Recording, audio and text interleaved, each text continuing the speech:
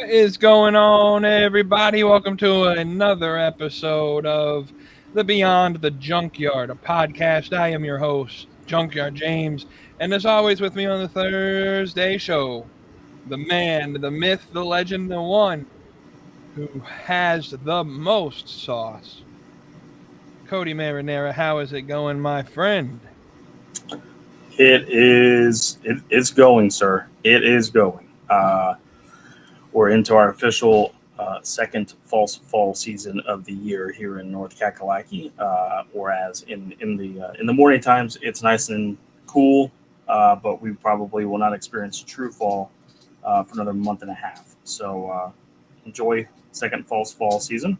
I cannot wait for it to be cool all year long. But we're doing good over here, sir. How in the hell are you?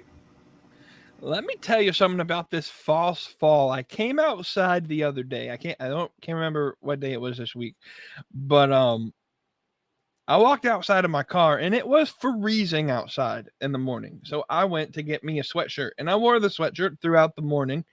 And then I go to lunch around 12 o'clock and I walked outside and it was 95,000 degrees outside. And I had to take the sweatshirt off like immediately or else I would have died. North Carolina doesn't understand what fall is. You said it'll be a month until we get it. That is if we ever get it. It may just stay summertime year round this year. We never know. But no, I'm doing pretty good. It's another good week. We had a very good episode, I think, of AEW Dynamite. We'll get to some of that at the AEW section of the show. But first, we got some housekeeping to get over real quick. All of our links are in the description, but if you can do us a solid favor, everyone, hit that like button, hit that comment button, leave us a comment if you're watching live tonight. Leave us a question, leave us a comment. Maybe we'll show you on the show, put you on the screen. Let's make this an interactive show as much as possible. And to do that, I need you to hit that share button and click it hard and share it with all of your wrestling friends. But the biggest one is that subscribe button. Hit that subscribe button. Turn on those notifications. That way you get notified when we go live. We hit a bit of a milestone over the weekend, should you say. We're now at, I think, 50 subscribers. So we were earlier in the summer trying to be on pace to hit 100 subscribers by the end of the year. I don't think, unless somehow we have the most viral podcast of the end of the year, I don't know if we'll hit that number, but we're at 50, so we're making pretty good progress. So yeah, hit that subscribe button, share this with your friends, let them know that this is the best podcast of all time in the wrestling sphere. Maybe not of all time. That might be a bit of an exaggeration, but it's a good podcast to listen to, us, especially if you want real, raw, unbiased opinions of the wrestling content.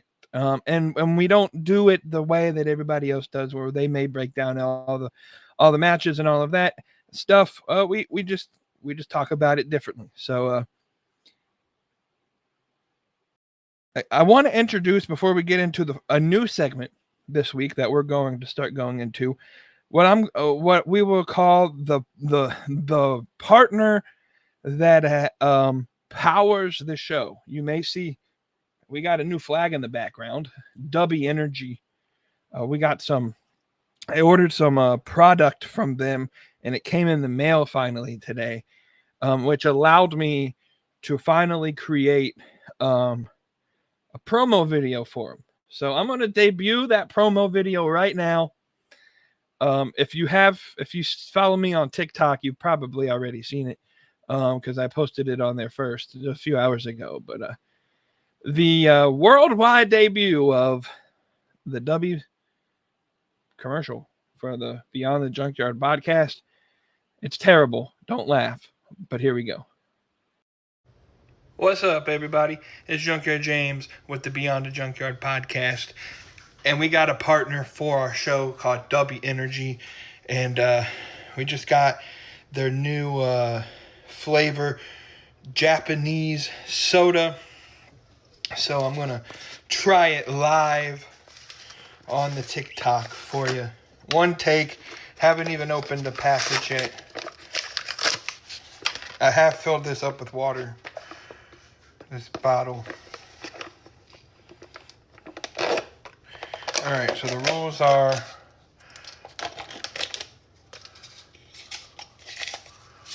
one scoop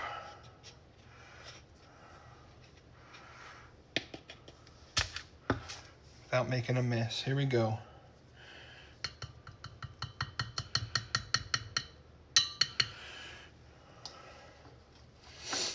Alright.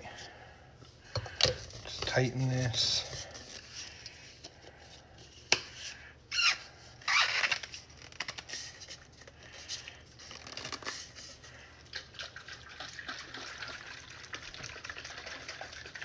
All right, Japanese soda. While I'm making this, listen, y'all, go to w.gg, use the code Beyond the Yard, and save yourself 10%. Help support my podcast. That's Beyond the Yard at w.gg. Save 10%. Help support the podcast. Let's give Japanese soda a try.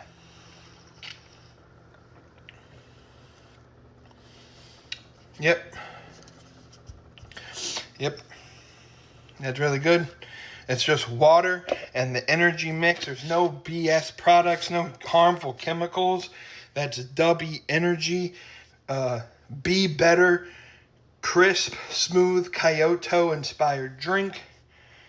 If you get this pack right here, it's this W bottle, the special Japanese edition bottle with the Japanese soda. It has... I'm trying to see how much caffeine one scoop has. I don't know off the top of my head. One scoop has 250 milligrams of vitamin C, 100 milligrams of whole coffee fruit extract. But yeah, I mean, y'all should give it a try. Again, that's w.gg. Use the code Beyond the Yard for 10% off of your order.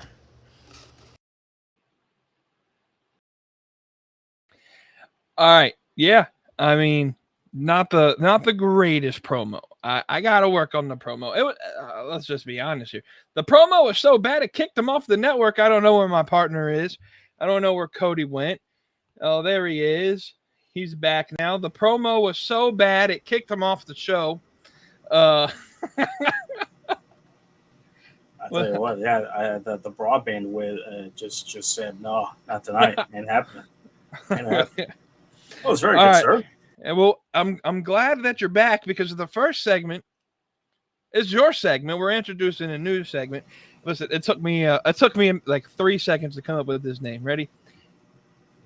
TikTok. All right, we're talking about some ticket information. In reference with one of our partners. So why don't you give us the rundown on the partnership and some ticket talk for us? Well, I will say that we'll get a cease and desist letter in the mail after that one. So appreciate that. This is the last episode of the podcast. Appreciate y'all. Anyways, yes, introducing a new segment. But first, before we get to that, gotta thank the sponsor for this segment, which is very apropos. We're talking about tickets here in this next segment, and what better partner and sponsor to sponsor this segment than StubHub? If you guys are looking to score tickets to the hottest events in town, StubHub's got you covered. Whether it's a concert, sporting event, wrestling event, must-see Broadway show, StubHub is your one-stop shop for live event tickets. And with millions of listings, you can easily find the best seats at the best prices. Obviously, you've got wrestling shows that happen multiple times throughout the week. NFL is back in full swing. Speaking of swing, the MLB playoffs, the postseason is happening at the moment as well. Basketball season is right around the corner. Hockey season is about to start up as well.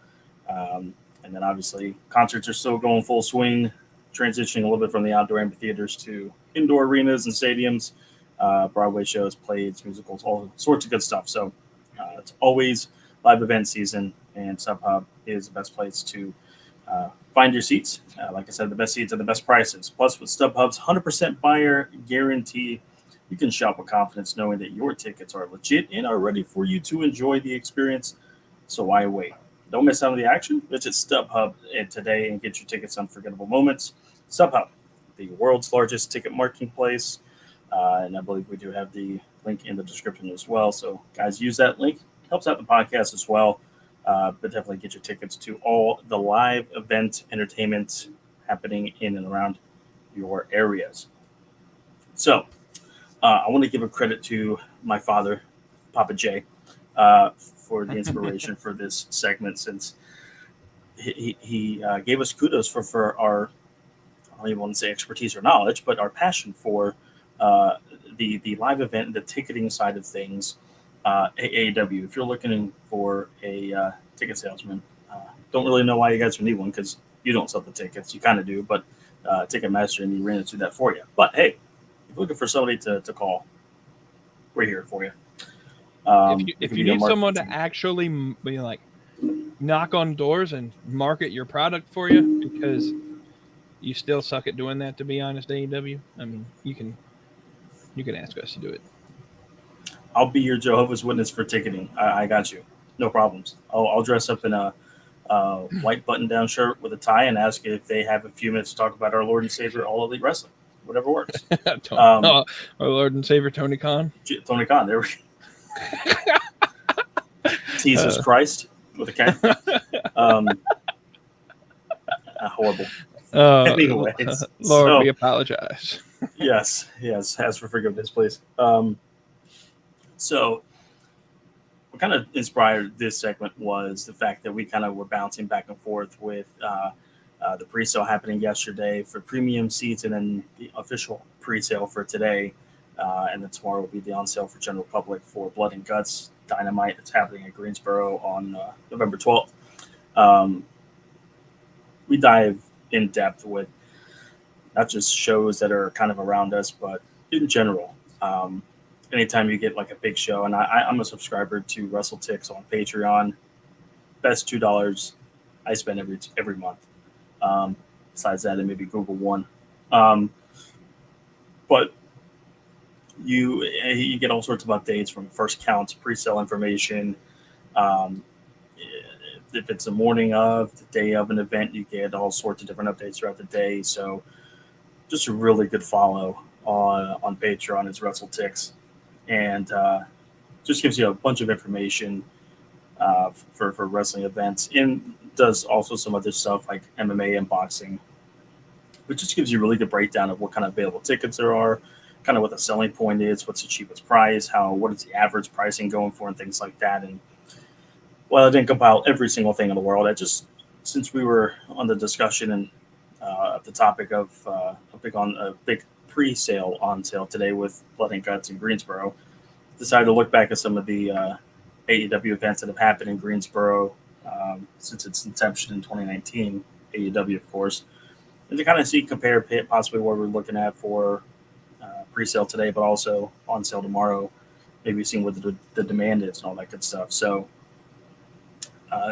Greensboro Coliseum, which, if I'm not mistaken, is the largest indoor arena in the United States. Of course, when we factor in arenas and stadiums, they're obviously completely different. I would say stadiums are 30,000, 25,000, 30,000 seats or more, whereas arenas, typically the largest you'll get is about 17, 18, 19, 20, 22,000. And I think the Greensboro Coliseum has a capacity of about 20, 22,000 seats.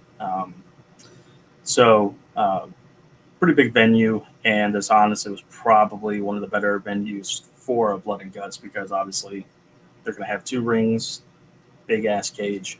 So you got to make sure you have an arena that will be able to hold the cage up, but also accommodate the difference of the seating map with having an additional ring. That means you're going to have to scale back a little bit on your floor, but hopefully you can kind of counter that by having a good amount of people in your lower bowl and in the arena in general. So I think that Greensboro Coliseum is a really good arena to host that. So the first time AEW went to the Greensboro Coliseum, they did it for the Holiday Bash themed episodes of Rampage and Dynamite. They taped Rampage the same night as they did the live Dynamite. That happened back on December 22nd of 2021. The official, and I don't go by what the announced attendance is, I'm going by what WrestleTix says as the tickets distributed. And for the Holiday Bash edition of Dynamite and Rampage, it was 5,593, which obviously, if we're going by the total capacity of the arena, it's not a great number. 5,500 is honestly a great number for AEW, for Dynamite especially. But when we put into a 18,000 seat arena, it doesn't look so good. But still, 5,593, which was a pretty good number for their debut in Greensboro. The pre-sale did 3,059 tickets, which happened on November the 12th. That was the official on-sale date for the pre-sale, and which is roughly about a month before the show. So that means that they sold about 2,500 tickets from November 12th through day of the show on the 22nd of December. Fast forward a little bit. Next time they were at Greensboro was for an episode of Collision on August 12th, 23. Seems like in August they like to go to the Carolinas, whether it's south or north, for collisions. And on that particular episode, they did just a little bit under what they did for their debut in Greensboro. They did 5,420 as the distributed tickets for that collision. The pre-sale did 1,850, so down about almost a little over half, or a little under half, for the Dynamite pre-sale back in 2021. But they sold about 3,500 tickets, almost 3,600 tickets, from when the pre-sale happened, which was on June the 9th, all the way to the day of the show 2 months later on the 12th of August. So pretty good marketing and being able to really bounce back from a pre-sale. Then, of course, we get to the most recent time that they visited the Greensboro Coliseum. We were there present live, March the 3rd of 2024, Sting's last match. I remember, obviously, I did not go to that Dynamite. I did not go to that Collision, but I definitely made sure that we were going to go to that match, or that show, obviously. And I think we were both astonished at just how all they did was just announce that it was Sting's last match. That was the only marketing, and quite honestly, the only marketing they probably needed. When that pre-sale happened on December 14th, so about 2.5 months before the show, it did 7,125, which was obviously the best pre-sale that they have done through those shows to date. And then they sold 9,000 more tickets from December the 14th through the day of the show on March the 3rd. So they tickets just distributed was 16,280, a full sellout. Not a seat that they didn't sell that went unsold. And of course, awesome night, crazy night, but a really, really, really good night. Cool night to be a part of. I'll never forget that night. It was probably the best top to bottom wrestling show I've ever been to. I think obviously what sticks out for me is that Takeshita and Ospreay match. And then of course the main event tore the house down too. But yeah, so then we get to today, so Blood and Guts is happening a little over a month from now on November the 12th. It's a special edition of Dynamite on a Wednesday. The first update from WrestleTix this morning was at 10:20, and they said that the first count of availability was at 25:47. So if you looked on the map, the only thing they've really opened up is the floor, and then facing the camera on the lower level, and then behind the announcer's desk to about the far end of the corner. So nothing non-camera side and nothing in the upper decks is open as of now. But as of 10 o'clock, the tickets were sold for $493. I have not seen an update from WrestleTix as of today for what the official pre-sale kind of looks like. He may put one out maybe before 10 o'clock tomorrow to kind of have an official first count for the pre-sale. General public goes on sale tomorrow at 10 a.m. So obviously, first ever women's Blood and Guts match, 2 rings, 2 gauges. I'm sure they're going to probably load up the car, or maybe not load up the car, but they may put another attribute in there as well to try to sell the show. But obviously the biggest thing is the Blood and Guts match itself. So it's gonna be interesting to see kind of how the on sale date looks tomorrow, how the tickets distributed looks tomorrow, with the first count for the official first count of the pre-sale goes, and then kind of how they go from here. I do find it kind of interesting how the first Dynamite they had in Greensboro in December of 21, and then this show, they're only selling these tickets about a month before the show itself. Mm-hmm. Doesn't give it a whole lot of time to sell tickets in general. But obviously, when you announce a pretty big type of match like this, you're expecting a very good on sale. You're expecting a very good crowd. And I don't know about you, but I think if they get about 8,000 in that arena for that show, it's going to be considered a success. Yeah. And the reason why I say that is because obviously the last time they were there was for Revolution, Sting's last match, sellout crowd of 16,000. It's going to be hard to top or even come close to that. So them having this big match happening helps sell the event for sure. I think anything under 6,000 would be kind of a disappointing result, in my opinion, from an attendance figure of it. But yeah, we'll see kind of what the numbers look like in the morning and kind of track the show as it goes along. But yeah, just some interesting numbers there, and just something that I like to look into is ticketing side of things. What does the pricing look like? What's the setup look like? Which oddly enough on the map, if you go to the Ticketmaster or StubHub, and you look at the seating chart, they don't have two rings on the map. They just have one. So I find that kind of interesting. But yeah, and like I said, I kind of like looking at past trips to the same venue, not only for AEW but for WWE as well. Kind of seeing how the market's looking like, how are they doing in certain markets, certain arenas, things like that. So I don't know, just something that I think we both find interesting and something that we like to follow along and piques our interest. Right. Well, speaking of blood and guts, we know that at least 6 tickets sold today because Yeah, that's true. Because we bought them. I think the biggest part that ticketing wise, that just honestly astonished me looking at these tickets today is just the price discrepancies between what an AEW show costs and what a WWE show costs. I don't know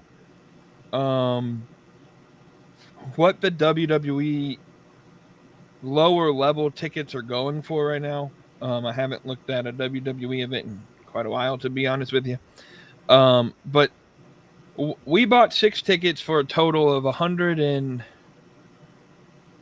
me do my math, $189, I think, after taxes. It came out to like $31.50 a ticket. And so,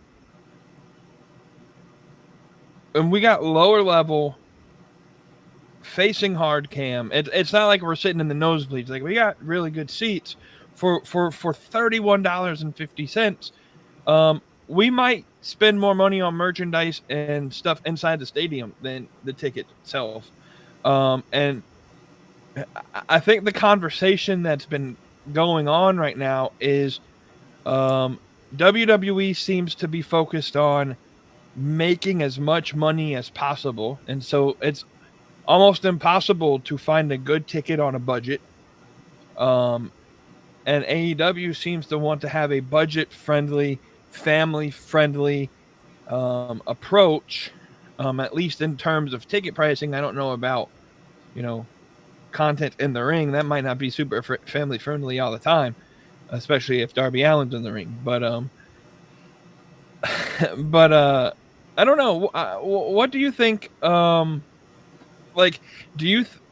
AEW could charge way more for their tickets and probably make a lot of money.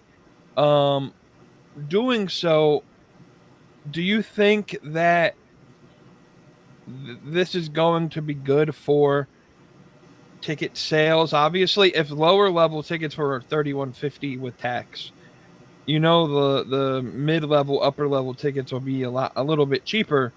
Um, is AEW trying to give fans a really good opportunity to watch really good wrestling, um, or should they are they doing bad business by keeping tickets so cheap? I don't think they're necessarily doing bad business by doing it. Um, with the success of All In 2023, All In 2024, even though it only sold 50,000 tickets, still that's a draw at the gate. A very good gate at All In this year. Um, they've done a lot of $1 million gates. Maybe not a lot. Let me not say a crap ton, but they've done a very fair share of $1 million plus gates, and I think that's what their target is for some of the bigger shows, pay-per-views, things like that.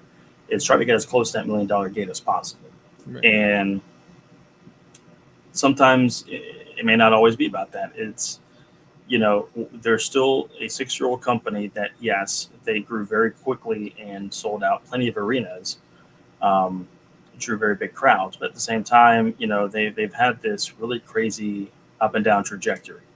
Obviously, after the whole Punk debacle, AEW had to gain the fans' trust again, and that took a while for that to happen.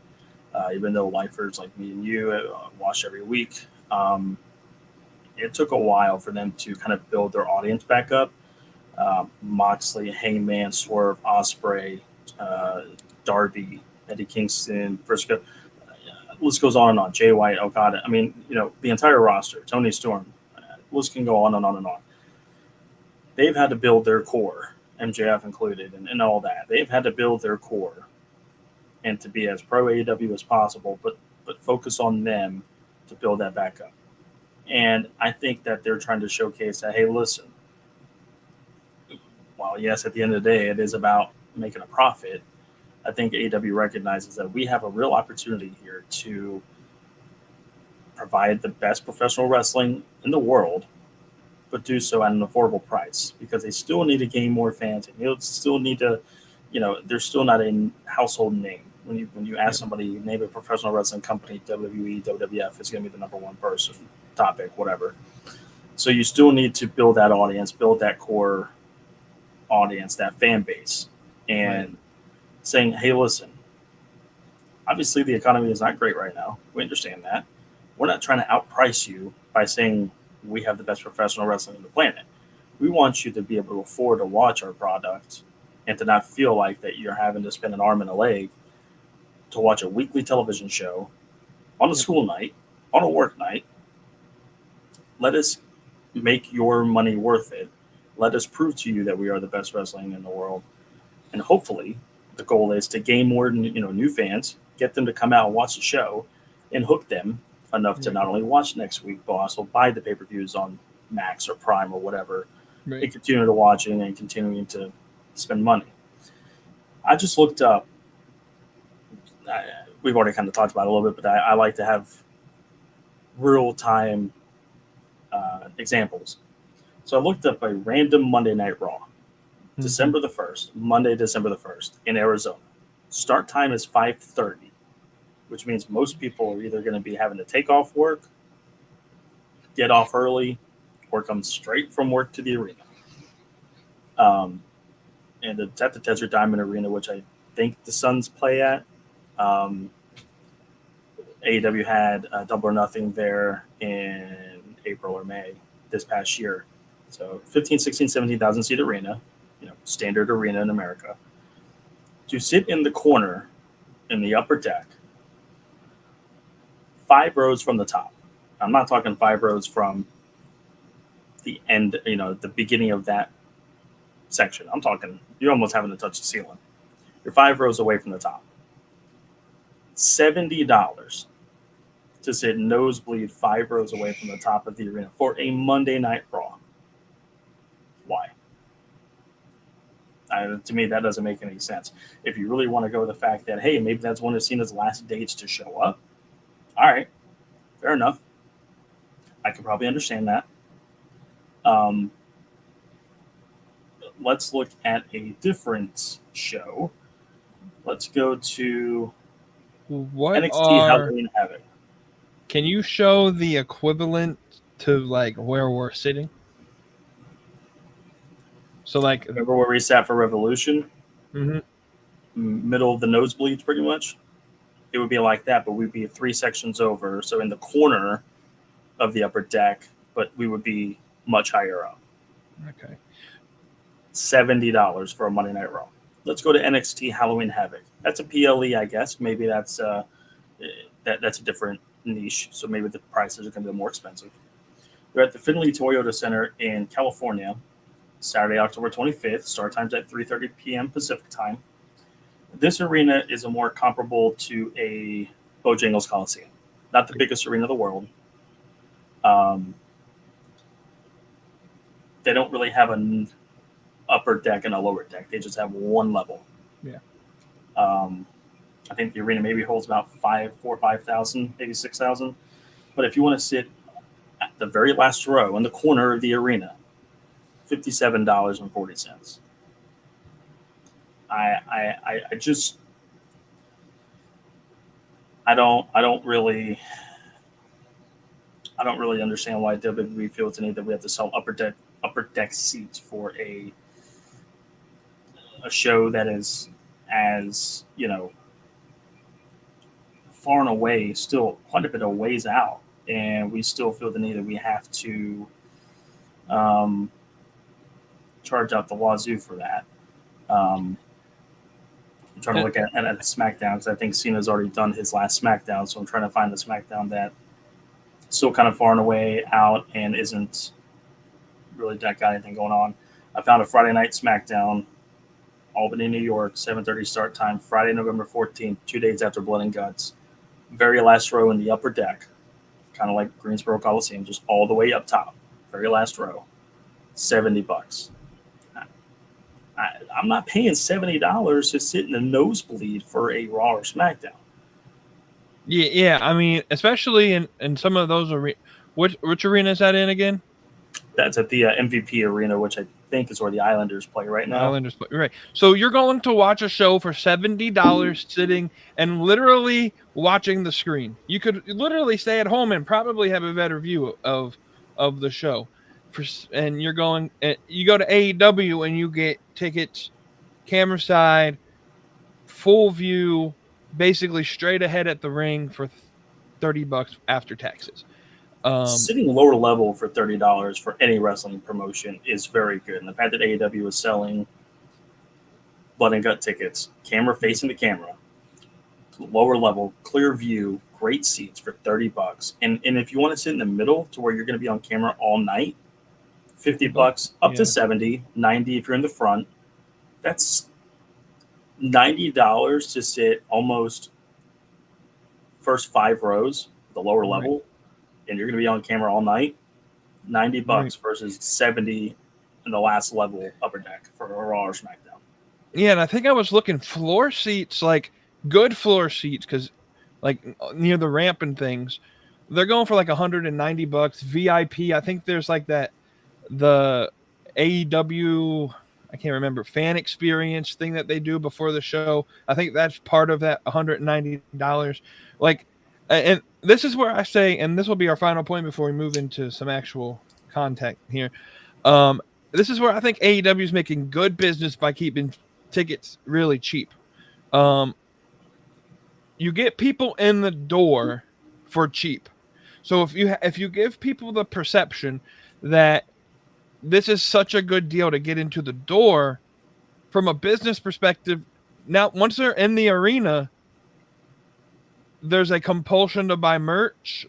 They get a very, probably a very good deal on food and beverage sales. And so once you get them in the door, like there's just this idea in the business world that sometimes you have to lose money up front to gain money long term. So if you give someone a dessert for free on their first visit, maybe they'll come back and try something else, and then they end up spending more money and telling their friends, and their friends will start buying stuff as well. So you may have to lose a little upfront cost to get the long-term expenditure. Once you get them in the door, I mean, AEW's merchandise is not the cheapest merchandise. Like, and so to me, if I had to pay 100 or 200 or $300 to get nosebleeds or decent seats for a show, I'm not buying merch because I've spent my entire budget on the ticket. And that's where I think WWE is it may not show right now because there are a lot of extraneous circumstances. This is Cena's last run, so obviously people are going to come and watch Cena on those events. And it seems like every show now there's a legend re-debuting in WWE, so people want to come and see that stuff. But down the road, I can't imagine people buying merch. I can't imagine people even considering paying the prices that WWE are charging for some of their ticket pricing. And so WWE's idea is let's get them in the building and take their money up front. And even if they don't buy merch, we still took $400 from them. Or AEW's idea is let's get them in cheap. Let's get them a good experience. And then if we can sell them on some merch, that's where we'll make a little bit of our money up from them. Yeah, and I'll provide just this, and you can kind of point to it as because of the headline, and I understand that, but just sticking with this with the Greensboro Coliseum. So obviously, the last time AEW was there was for Revolution 2024, Sting's last match. They had a gate of over $1 million. The average ticket price was $55 for the pay-per-view. $55 not only got you into an AEW pay-per-view, but a Legend's last match. When Cena's final match at Saturday Night's Main Event on December 13th, when that goes on sale, which I believe is, if not this Friday, next Friday maybe. That's at Capital One Arena, right? Capital One Arena in DC, 18,000 seat arena. It's going to sell out, obviously, as it should. I guarantee you the average ticket price is probably going to be maybe about $80, $90, $100. And if you really want to go the Sting versus Cena marketing value, I'm not going to get into that. I think it's two separate things, in my opinion.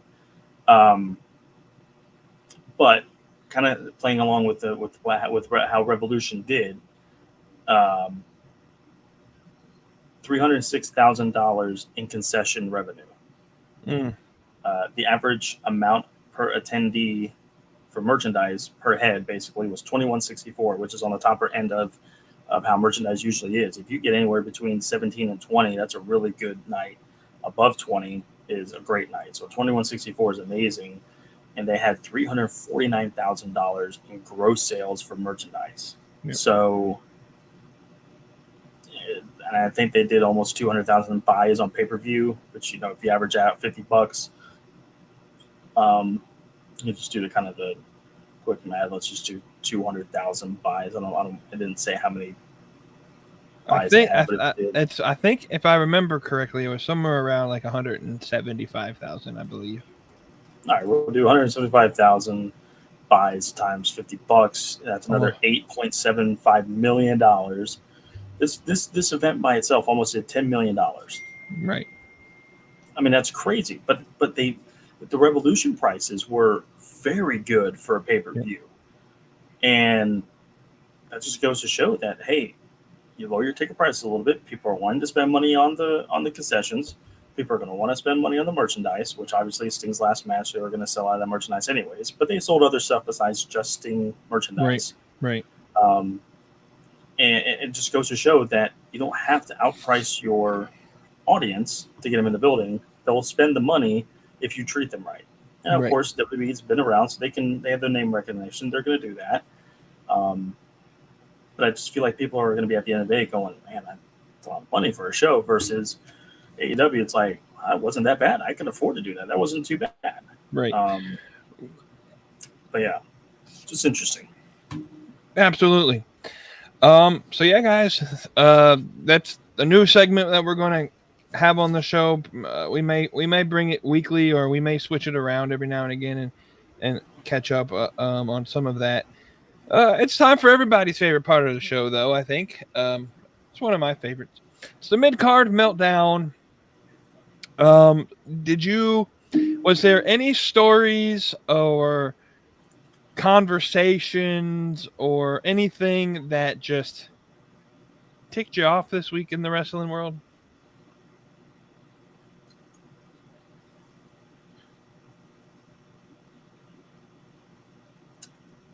I'll be 100% honest with you. I actually don't think that there was one, either that or maybe it wasn't on social media enough. Um, I don't have any that come to mind. Mm-hmm. Though I won't say this grinded my gears because I just said that, but kind of nitpicking a little bit. So we got the debut of the women's tag team belts last week, right? They did absolutely nothing to market that this week, besides maybe name drop it once or twice. Yeah. So if you want me to care about these new belts, almost put it in my face. Right. And I don't care if you're going to say there's a tournament, it's going to be just a match. You don't have to do it right now. Is put the belts Right. on the line, but over market this thing to make me think, damn, this is a big deal. I need to pay more attention to this, care about it. Have the gals besides maybe Statlander, Tony Storm, and a few others, mention it. And I know Mercedes mentioned it, which is awesome. That's great. Harley is obviously in the mix with that too, and maybe a couple others. But give me your top stars thinking about it, saying, I kind of want to be the first to do that. I want to be the first to hold that belt. Right. Give me something more to be like, all right, maybe I actually should care about this, because if they're caring about it, maybe I should. Right. So I wouldn't say that it pissed me off to the ends of the earth. I just find it a little annoying that big debut last week, practically nothing about it this week. It just needs to be more consistent. Yeah, and even with the announcement of the titles, they didn't really give a whole lot of information. So even if they didn't broadcast who was going to be in contention or any of just a little bit more, like, is it a tournament that's going to determine the champions, or give us a little bit more information. When is this going to be decided? Like, is this a 2026 thing, or are we getting it before the end of the year? We were like, I'm excited for the women's tag division, but I would agree with you. It seemed a bit. I don't feel like they executed to the best of their ability with the announcement of the belts. And obviously, the belts look good, and all of that, but they didn't really follow up on it. And the danger with that is, if you just forget about it until you run the tournament, you do run the risk of people not caring. I kind of agree with you. It was kind of a quiet week on social media, at least. And there wasn't a whole lot that irritated me, per se, that we're not going to talk about later on in the show. But yeah, I mean, this is the one time that I don't have a rant. And so what I'll do is I'll kind of preview what I'm going to talk about on Saturday's episode, because I find it interesting, and I'll go into a deeper context of it. Nielsen has changed the way that they conduct viewership information on TV shows now. So I don't know if people know a whole lot about how Nielsen rates their shows, but not everybody that watches a show gets counted towards the actual count. It's like the number that gets put out every week is sort of like a sample of a certain subsect of certain TVs get counted. And so when you see that number 500 and whatever thousand for NXT, and to be honest, I don't think the Dynamite numbers have come out yet, because the way that they changed the viewership data, they're basically adding the numbers that they get from their normal conduction with some additional data points and averaging it all together. And so the danger that comes with that is the numbers may actually come out to be lower than what they already were previously. And I just know in the future that that's going to cause a shitstorm on social media. The NXT numbers came out lower. Their demo numbers came out like really low compared to last week. And it's just because the new way that they're conducting data. And so Saturday, what the crux of Saturday's episode is going to be is, does viewership matter in terms of live viewership? Or has and I'll give my opinion on has the sphere of how people consume their content changed enough that where whatever the viewership number is really doesn't matter, because there's probably a case that more people are watching the show on demand or the next day or a couple days later than watching live. I know with collisions numbers are absolutely god awful, and I don't really watch Collision every week, but I catch up later in the beginning of the next week or whatever to watch Collision, and so, or I keep up on social media, or I watch the clips or whatever. But I mean, so tune in Saturday. I'll post that video probably by 12 o'clock on Saturday for the full context of that video. Let's jump into some WWE conversations. As a note, we are sponsored by WWE Shop. The link's in the description box below. WWE Shop, use our link, help support the podcast that way. And the biggest talk of the town with WWE, I don't care about the main roster at this point. I think the main roster is absolutely unwatchable.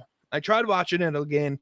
I occasionally I give WWE an opportunity to prove me wrong and actually put on good television for once. And every time I turn it on, they absolutely destroy my brain cell count with how awful the show is.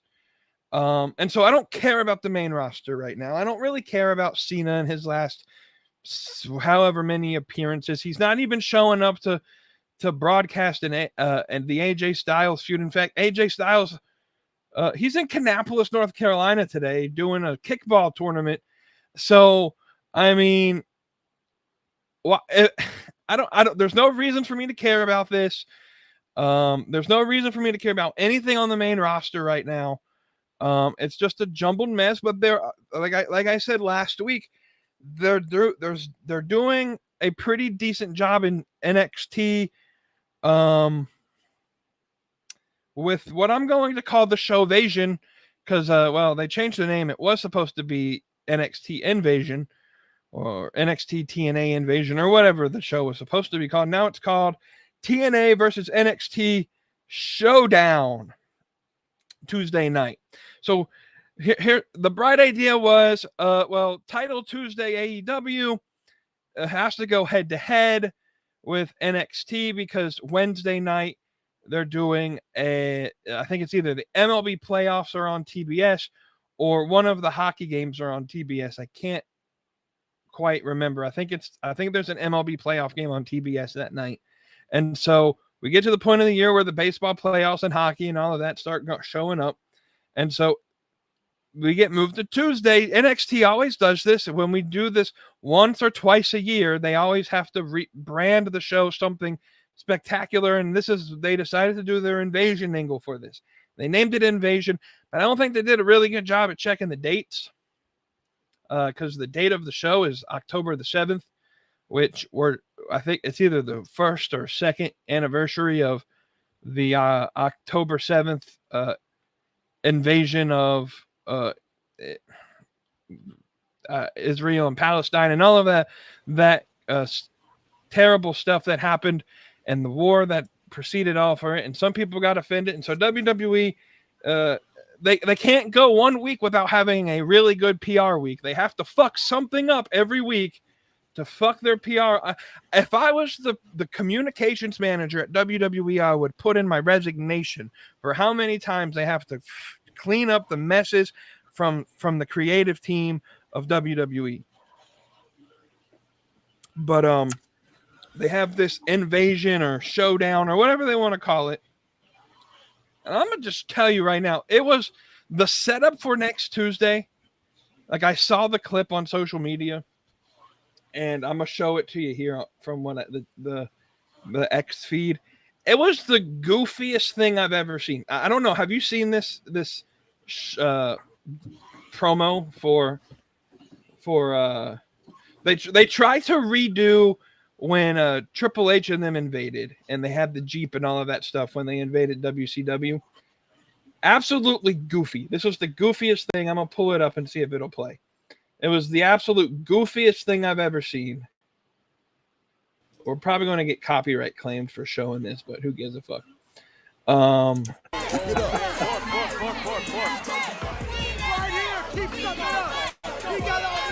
can take a few good moments and get rid of them. Come on. Mike Santana said they were coming, and they are here. There's Santino Marella, the TNA Director of Authority.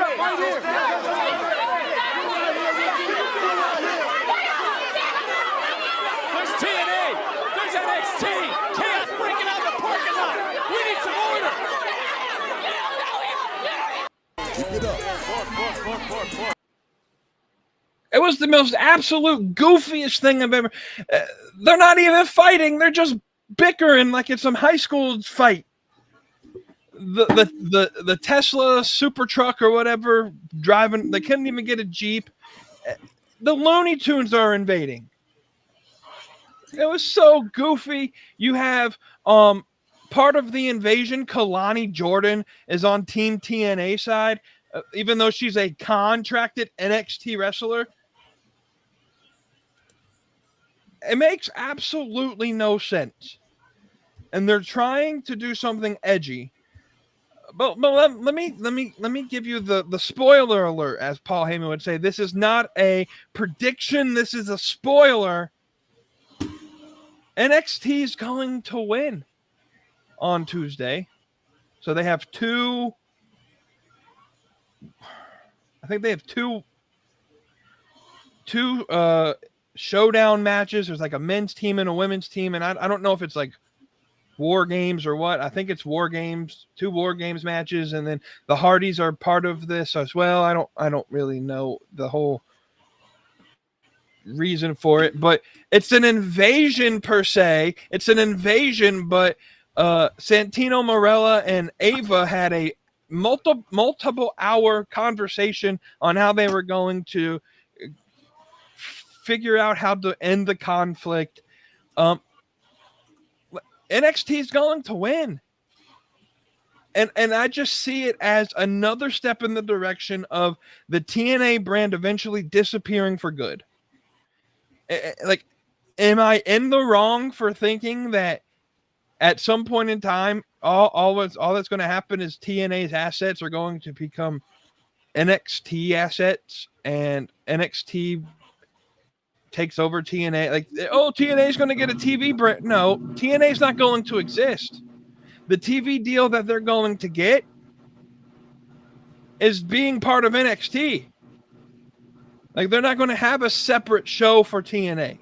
It's all going to be NXT, and they're going to divide the roster between NXT and between LFG and between Evolve and between AAA, and then some of them may be lucky enough to get called up to the main roster. But there's going to be no TNA at some point. And I've called this out since the beginning of their so-called partnership, more like a toxic takeover. I don't know. So my first question is, what the hell's going on? And then the second question is, why is the team captain of the TNA women's team a contracted NXT wrestler? Can you give me the answer to those questions?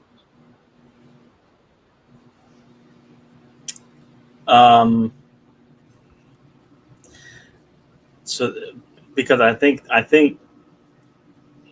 this. I actually don't think NXT is going to win every match, and I think that's one of the reasons why. It's because they're going to have an NXT contracted wrestler show up and be on TNA's team, and then have Team TNA win, being led by the WWE contracted wrestler, because it makes sense that way. They're not going to have a TNA contracted wrestler actually, win. They have to have the WWE contracted person representing TNA win. Just like the WWE invasion, where they had Austin and they had Angle and they had Rhino and Raven and a few other guys who were WWE contracted wrestlers show up and be a part of the alliance. And the alliance won a few matches, a few titles, but they were labeled as being part of the alliance, even though they were WWE contracted wrestlers. It's to give the illusion that the other side is actually winning something, that the other side is actually winning the fight against the WWE. And I think that's what's going to happen. The NXT contracted wrestler is going to lead Team TNA to a win. And then I just looked it up a little bit. I don't think they're going to have War Games styled matches. They're going to have the traditional Survivor Series style matches, where they're tag team elimination type matches. And what I believe this lead to is we're going to have Team TNA win a couple matches and then basically be like, well, NXT couldn't get the job done. And it's going to present the War Games style match for the main roster to face TNA, or a triple threat of TNA, WWE, and NXT, which would still make no sense because NXT is a WWE, promoted show. So you're going to have, but it's kind of like WCW versus the Wolfpack and the Black and White. It's all part of the same thing, just very, very fudged up different things. But I think that's where it's going to lead to, is they're going to have a couple War Games matches at Survivor Series, and TNA is going to be involved in some capacity because they have to. Here's one thing I don't understand is the Hardy Boys are facing the Dark State, and it's winner take all for the tag team titles. The TNA tag team champions versus the NXT tag team champions. I do believe the Hardy Boys are facing the Dudleys at Bound for Glory. Yep. In Boston in a few weeks or a couple weeks after that match. So my biggest thing was we're going to have the Hardy Boys versus the Dudleys on a TNA branded show for the last time. And WWE homegrown guys, well, except for the Dudleys, they were technically ECW homegrown guys, but basically made their careers and made their names in WWE. And we're going to have them have their final match against each other in a TNA ring. Yep. When they both can just show up on WWE whenever they want to, if they really wanted to. Yep. And to me, that just means either we're not going to have this be a tag team title match, and it's just going to be the Hardys and the Dudleys, and it's best team wins, or the Hardys are going to win, and it's going to be for both the NXT and the TNA World Tag Team titles. And either way, we're going to get a not so deserving champion holding both belts if the Hardys win the NXT tag team titles and then defend all four belts against the Dudleys at Bound for Glory. That's just closer waiting to happen. Well, so if things go the way that they have been, Trick Williams is the TNA Men's Champion. He's an NXT guy. Kalani Jordan just won the NXT Women's Champion, albeit because Ash by Elegance, I think it was, had to vacate the belt for whatever reason. But Kalani Jordan's now she just won she's an NXT lady and very good at it. And so if things go the way it is, Dark State's going to win that match. And again, I think that leads us closer to the point of TNA may win, so quote unquote, they may win the battle, but they'll still lose the war because all three of their major champions are now NXT contracted people. So again, it just and then the rumor came out apparently today that Chris Silva, which I think is the owner or somewhere up in corporate of TNA, is keeping the option open to sell the company, which, duh, I could have told you they were selling the company when they partnered with WWE.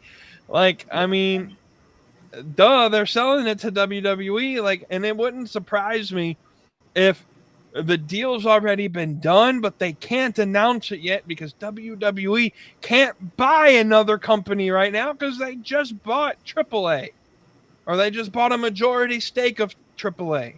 So WWE's trying to avoid having to be sued again for monopoly laws. So, I mean, yeah, I think it's going to happen. And I'm not saying that's a bad thing or a good thing, because obviously it's a good thing if the TNA legacy stays. But but it's also a bad thing for the industry at whole, and that's another show for another day that I can talk about. I feel like I have to talk about it every several months because WWE seems to be scooping up smaller companies like their mom and pop stores and just picking them off one by one. But I don't know. Yeah, I think it's obvious that WWE's buying TNA because Tony Khan sure as hell ain't. He already declined it once, and there ain't nobody else that wants to fork out money to that dying money loss of a company. Like, I mean, WWE is the only one that makes logical sense at this point. And it's why they're pushing so hard to say that TNA is the second best brand. I'm so tired of that talking point that TNA is the second best wrestling company in the United States, as if AEW didn't just set their best stadium in the United States ever just several months ago at All In Texas. But I don't know. There ain't a whole lot. What metric TNA is number 2 to that AEW is not. I would love to know that one. Right. Yeah. They don't give us the metric. They just say stuff without proof. But anyways, let's talk about some AEW news because last night's show,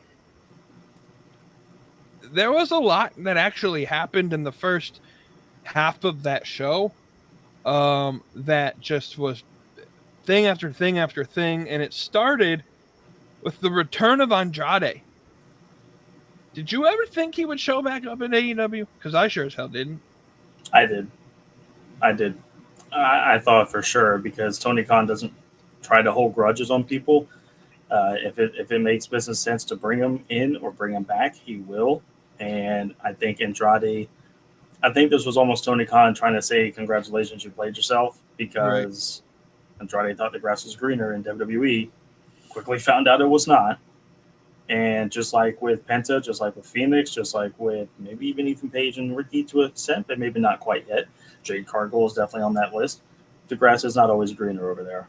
It's not. You may get paid more money. You may get a better opportunity for commercials or sponsorships or Hollywood or whatever, but you're going to quickly find out that you're just going to be a spoke on the wheel, a very small spoke on the wheel, whatever you want to call it. I mean, look at Miro. He's a really good piece of that right now. Miro didn't work AEW because he refused to job out to Powerhouse Hobbs. And now he's in WWE jobbing to Dominic Mysterio, which makes more sense. Jobbing to a guy that literally looks like he can kick your ass in Willie Hobbs, or jobbing out to a guy that looks like you could squash with your hand in Dominic Mysterio. Like, it's so dumb. Miro, I don't know. I used to. But I mean, I'm glad that Andrade is back in AEW. Right. Though I think he's the first wrestler to be a WWE guy, jump to AEW, go back to WWE, and not come back to AEW. I think that might be the first. I believe so. But I think just like the first run, and I'll blame a little bit of Andrade, but I'll blame a little bit of Tony Khan too, that I think he would just flourish in AEW. He should. Mm-hmm. I mean, he's got the talent in the world. He's a great wrestler. That's what AEW is built for. But just like Papa J said in our group chat, that he just needed that mouthpiece. And they tried to lead his own faction, and that's fine. And didn't they have Alex? It wasn't Alex Abrahantes. Who was it? Was it Jose? Yeah. And Jose is a good guy. He's a good mouthpiece, but it just didn't work, and I don't know why. Maybe Jose just didn't have enough heat behind him. And I know this is going to be another talking point, but Callis is the perfect guy to be the mouthpiece. But I'll reserve the rest of my thoughts for when we get to that point. But I'm glad Andrade's back. I think he will be – his run should be better than his first. And he put on great matches in his first run, but it just – a lot of stopping and starting. Things just didn't click. Things just didn't work out right. But I think that all right, we kind of made our mistake. Let's not do that again. We're going to build you the right way. And having him face Kenny Omega, great way to do that. I forgot who did he make a debut, or did he just he made a debut, but did he wrestle in his debut? I don't remember, or he just showed up and then he wrestled the following week. He debuted in 21 the first time. Oddly enough, in Florida. It was right after the pandemic, and it was in an amphitheater. I think it was in Miami. And I'm almost certain, because there was a period of time when like Malachi Black showed up, and like Cody Rhodes was the benefactor of all these people showing up. Yeah, I'm pretty sure. So that's now Kenny Omega's. Yeah, so Kenny is that guy that's going to get beat up by all the debuting superstars. But no, I mean, so I think Andrade's. He's going to do great in this second run. I think if they can focus on the in-ring work and not necessarily building a character around him. He doesn't necessarily have to be the main character of his story every time. Now he can just go out there and have really good matches. I mean, him versus Bandito would be great. Him and Takeshita would, I think at some point in time, Takeshita is probably going to turn on Don Callis, and so probably will run through the gauntlet of 187 characters in the Don Callis family. And so him and Takeshita will have a good match. Him and Fletcher would do great. I think with the partnership with CMLL, Andrade could go there and work really well with some of the CMLL talent. Interesting name that is coming back to CMLL. Did you see? I did not. Tessa Blanchard is coming back to CMLL.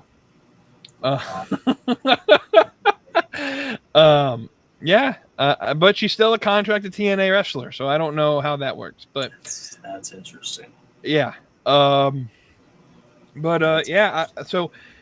I'm still on the fence though. If like I like that Andrade's back, and quite honestly, it popped the living like you should have seen, like the way you reacted when Sting showed up was kind of how I reacted last night, because one, I just didn't expect it. Like, we knew Sting was showing up at some point, but it was just like, Sting's old, he's not going to show up. But there was always the rumor that he would show up.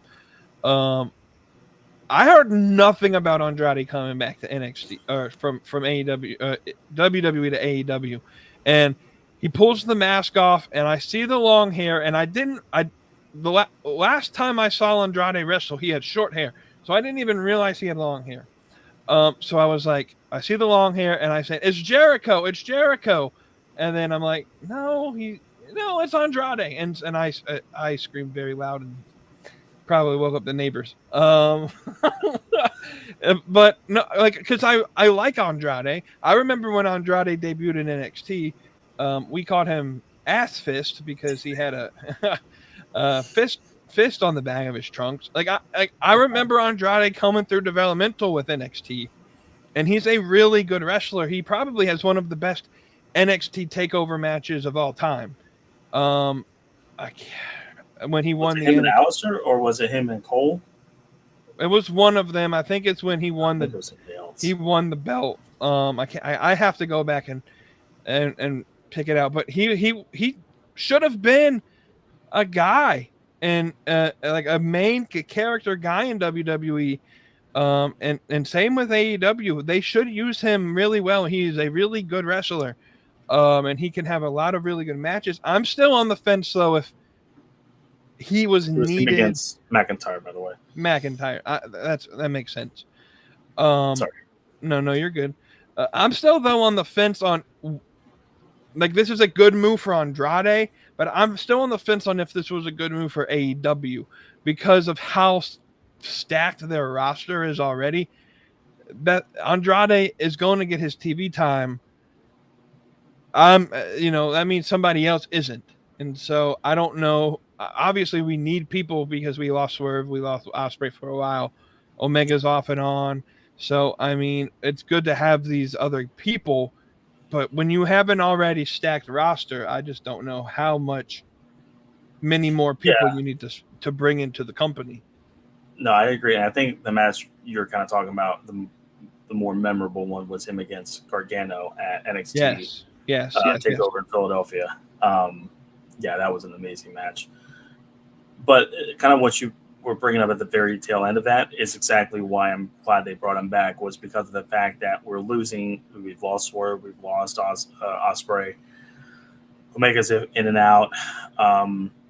So we need people to kind of carry that ball while they work their way back. And I mentioned Orange Cassidy, he's back. Jack Perry's back. They brought back Jurassic Express. Omega's in and out. Obviously, Moxley's still on TV. Timeless Tony Storm's still on TV a little bit. Hangman's a world champion. So we've got some of those players, but I think you need something a little bit extra. Andrade might be that person, but it was a great return. People popped very big for him. And it's a good person to bring back. That's somebody that can help alleviate the pressure of some of the other people because of Swerve and Ospreay being lost for a while. So I think that it was a good timing. And whenever Ospreay and Swerve come back, maybe it'll be time for him to take some time off. I'm sure he may be a little bit of a workhorse here over the next little bit.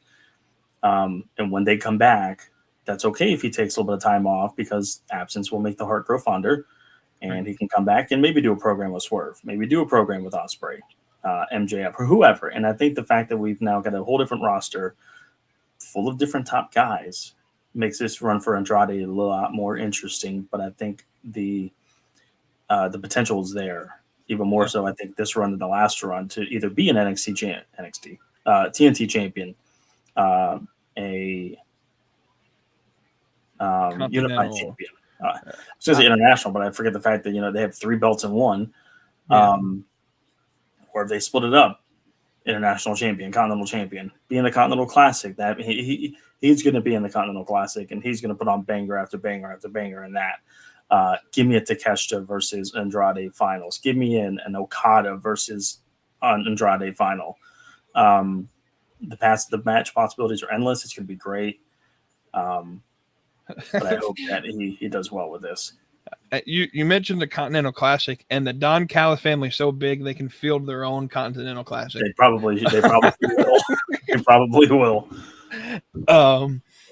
Well, let's bring it up because we've been talking about it for a while. Andrade joined the Don Callis family. El Clone joined the Don Callis family, it appears, taking out which is weird. I critiqued AEW for him not showing up, and he did show up now that Hologram's injured. So I don't know where that story. So he joins the Don Callis family. 2 more members added to who was already an incredibly huge faction. Is it too many members or not enough? Or I mean, listen, we're reaching 1998 NWO right now, maybe even 1999 NWO. It's getting pretty big. I mean, it's getting pretty big. When Clone came out, and then they were singing at the top of the stage, and then the lights were kind of flickering red and black, and had like this weird staticky sound to it. My wife was like, "What the hell's going on? Is there having technical difficulties here?" I'm like, "I don't know. It's kind of annoying, but all right, whatever." And then, by the way, Orange Cassidy's Tron last night with the media file loading or whatever, that was phenomenal. The orange background, and it had like the media file loading, and it was like. Did you not see that last week? No, I guess I didn't. So I'm almost tempted to believe that Hologram's not actually injured. This is all part of the story. I don't know. There's a lot of people saying that he is in fact injured and will be out to the end of the year. But no, Orange Cassidy's Tron, like it showed up like his normal white on black writing on black, and then it showed the thing, and everyone was like, did they just have technical difficulties like live and didn't say anything, or is this planned? And Orange Cassidy confirmed that it was planned because he tweeted out, oh, I must have sent him the wrong file or something like that. Like he played it off in the storyline. My understanding of it is that El Clone may have been the one to corrupt the media file. So I think it's part of the story. But yeah, the buzzing sound, it was quite annoying. It just kept going. And AEW has a tendency to overplay certain parts of audio. Like the one that pisses me off the most now is when Hook comes out and just beats the fuck out of someone and they don't turn his music off. Like it's a little bit annoying after a while. And so back to New Jack, and that's Tony Khan's ECW fandom coming out. They would do that during New Jack's matches and vignettes and promos and everything he would do. They would just play his theme song just continuously until his segment was done. So you could thank Tony Khan for that. But yeah, no, I mean, like I love the Don Callis family. I think Don Callis is a great mouthpiece and a great heel, and he's been able to innovate.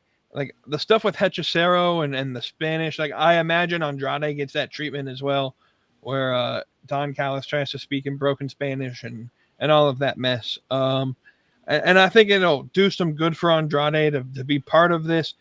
But at some point in time, like people like Lance Archer and Josh Alexander and Brian Cage, they just kind of get lost in the feud because they're kind of the bottom of the totem pole of the Don Callis family. Rocky Romero still part of it. Trent Beretta, which by the way, Trent and Rocky got called out today for Full Gear in New Jersey by the Costco guys. So they get another match probably at Full Gear.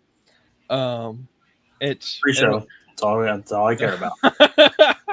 It'll be Trent and Rocky versus it's AJ the dad, I think. Yeah, AJ and a partner of his choosing, which he hasn't announced yet. So I think that'll be Full Gear. So past Wrestle Dream, think November into Full Gear, which means they may show up in Charlotte.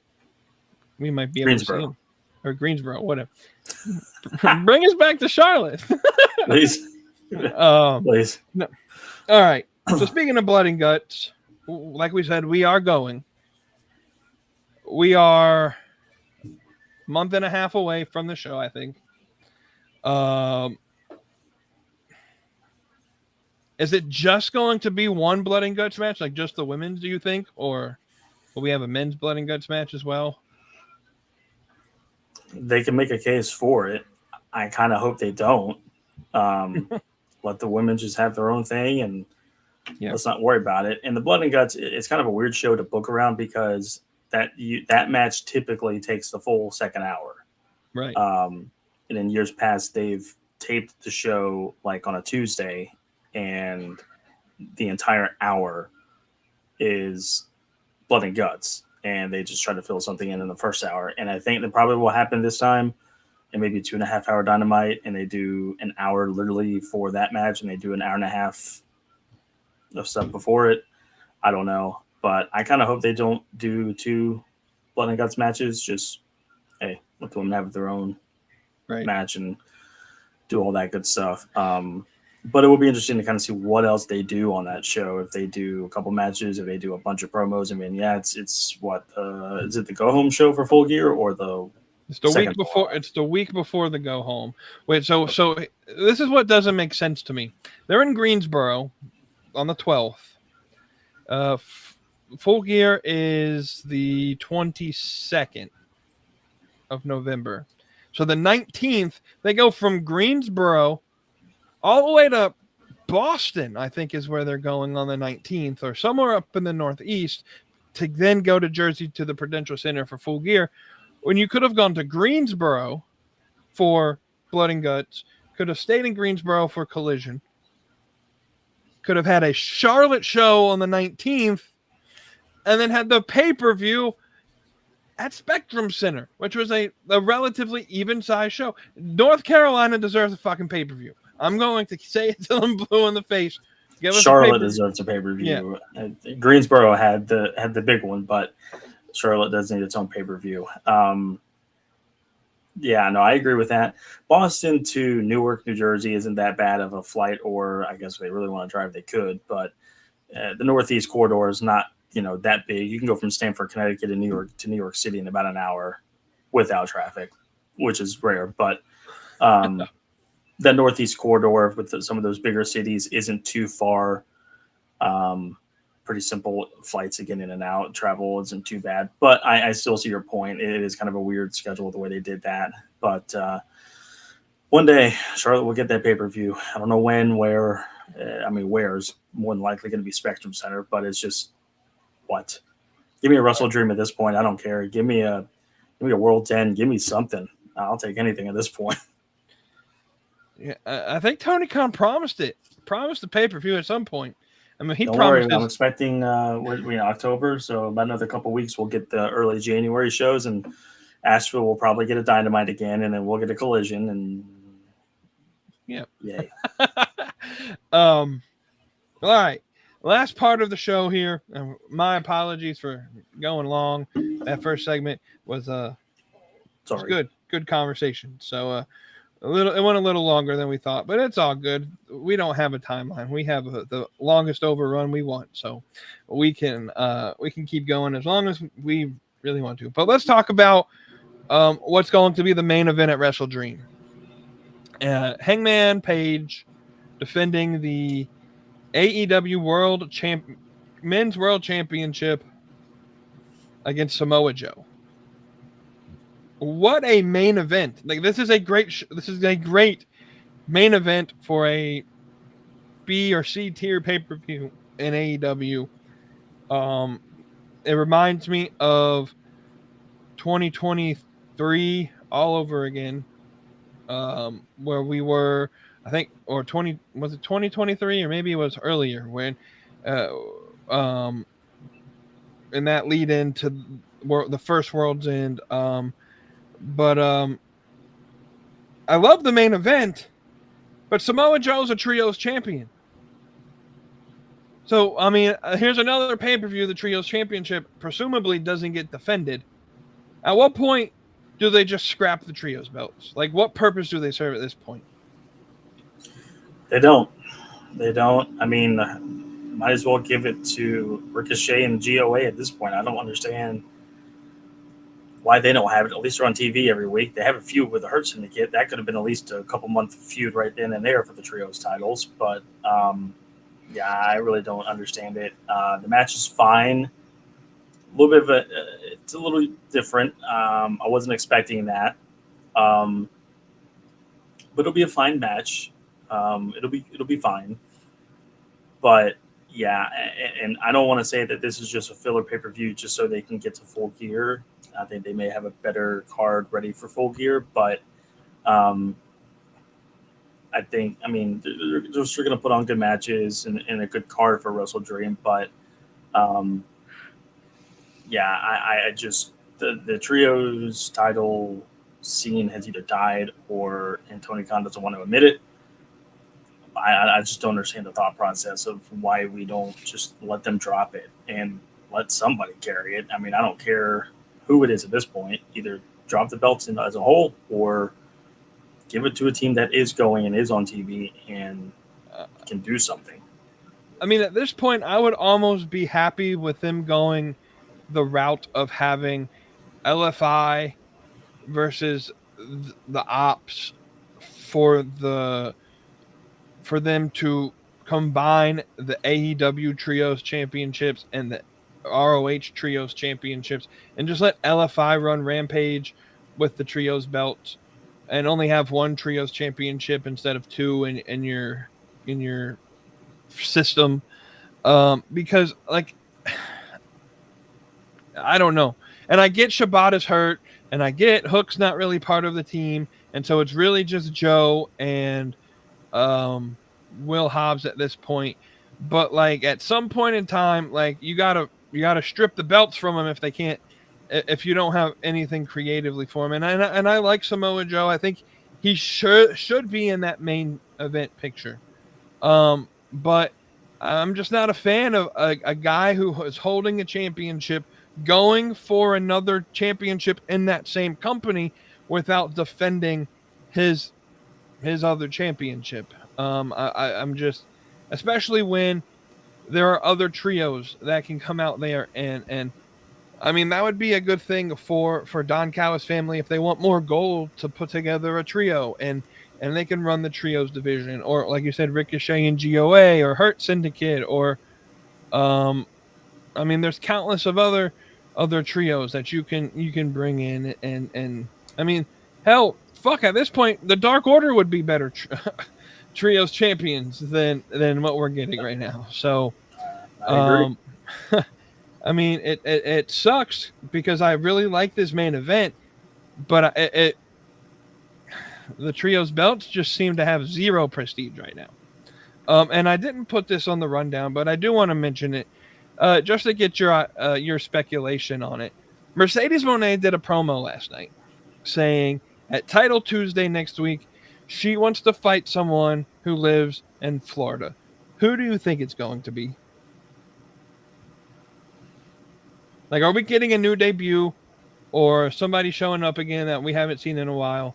Because I can't think of anybody billed from Florida on the roster currently. I think if there's a free agent that's from Florida that's out there. Because I've seen a couple names floating around. Unless we're going to count Sheeta. Well, no, because she still lives in Japan. Like, she doesn't live in Florida. Fair enough.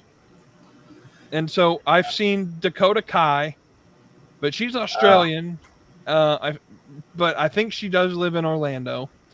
I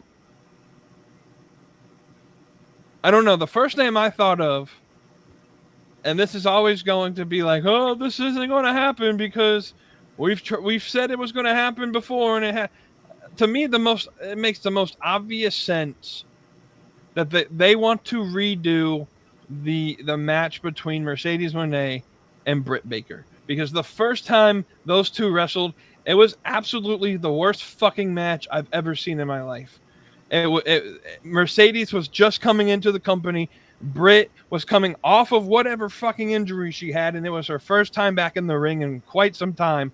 And it was it was probably one of Mercedes Moné's only bad matches in her AEW run. And I think they want to redo. And so people have already told me on social media, she's not coming back. She's the only person I know, and I know she's billed from Pittsburgh because that's where she's from, but she lives in Jacksonville, I think. And that's where the fucking show is at. It's in Jacksonville. It makes the most sense to me that it's Britt Baker. I always said if she wasn't coming back at Pittsburgh, the only other place she would show up would be the homecoming show. This is the last chance. If Britt Baker doesn't show up on Tuesday, she's never showing up in AEW again. So I'm going to throw it out there. I think Britt Baker's fighting Moné at Title Tuesday. Yeah.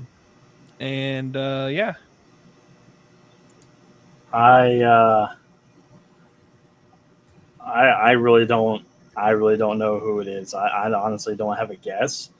I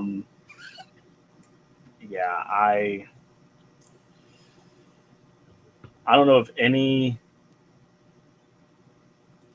Let me try one more thing.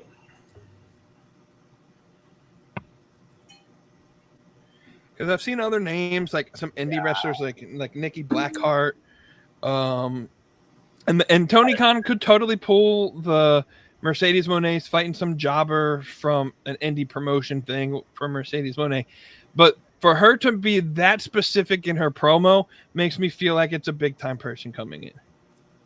Maybe I'm drawing a complete blank. I have absolutely no idea on that one. It's gonna be a mystery to me until next Tuesday, but I remotely don't have a guess because I can't think of anybody that's in that area who's either a free agent or would be coming back from injury. It's It's going to be interesting. Yeah. It's going to be a fun week of wrestling coming up. As like we said, Title Tuesdays this week with the TNA NXT showdown. They're going head to head on Tuesday because Wednesday TBS I think has that MLB playoff game next, which allows us, because AEW is not on Wednesday, it allows you and me to watch our Washington Capitals make their regular season debut on TNT. They're taking on, is it Boston or New York? Well, I can't remember which one they're I playing. believe it's Boston. So we're going to lose, but it's okay. We're on We played them TV tonight in preseason. We lost, so. But hockey's back, so I'm excited for that. But maybe we'll add some hockey to the repertoire for the show to begin some of the next couple shows. But other than that, guys, the last couple words I have: hit that like button, leave some comments, share, subscribe, hit that notification bell if you're listening to the audio format. Go ahead and drop us a subscribe on whatever platform you're listening to, if it's Apple Podcasts or Spotify or some of the countless other ones that this gets distributed to, some of the smaller ones like Pocket Cast and things. And then share it with your friends and other people who like pro wrestling that you may know. And I'll leave it to my man with the most sauce, Cody Marinara, to say the final words. This upcoming weekend is bound to be a very good one on the sports side of things. But other than that, next week should be a fantastic week of wrestling. Title Tuesday, TNA NXT showdown. Should be a fun week, not only for sports, but for wrestling in general. So that means that you got to stir up your favorite type of sauce. You got to deliver that kind of sauce. Make some leftovers on Saturday or Sunday so you can re-warm it up on Tuesday and watch some good old wrestling and have yourselves a good weekend and a good next week. But until then, watch James's show on Saturday and catch us again next Thursday night, 9 o'clock Eastern, as we probably go over a little bit of both of the shows next weekend or next week, if not just one, but probably a little bit of both, depending on how everything else goes. So with that being said, syrup your sauce, enjoy it, have a good week and a weekend. We'll see you guys next week. Stay saucy, friends. Beyond